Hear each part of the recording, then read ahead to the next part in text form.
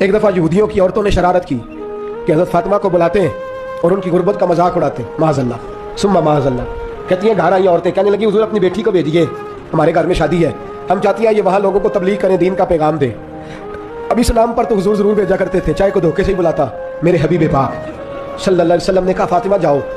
حضرت فاطمہ کہتی ہیں ہاں، تو کرلی پر میرے وجود پہ کپڑے پھٹے ہوئے تھے، کئی جگہ پہ پیوند تھے، اور مجھے پتا تھا یہ عورتیں کس مزاج کی ہیں۔ فرماتی ہیں میں نے نا، حضور نے کہا تو میری آنکھوں میں 2 قطرے آنسوؤں کے آ گئے۔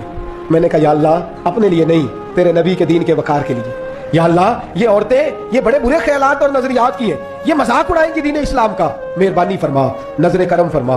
حضرت فاطمہ فرماتی ہیں ابھی میری بات بھی مکمل نہیں ہوئی، رسول پاک پھر تشریف لے آئے اور فرمایا فاطمہ کیا کیا سوچ رہی تھی، کیا کہہ رہی تھی؟ کہ حضور کوئی خاص نہیں۔ فرمایا نہیں، کچھ تو کہہ ہی رہی تھی، کچھ تو سوچ ہی رہی تھی۔ کہتی ہے میں نے بادشاہی کے نظارے گھر میں دیکھے، کچھ تو سوچ رہی۔ حضور کیا ہوا؟ فرماتے ہیں حضور نے چادر مبارک کھولی، اندر سے جوڑا نکالا، فرمایا پتہ نہیں تو نے کیا سوچا ہے، جبریل جنت سے جوڑا لے کے پہنچ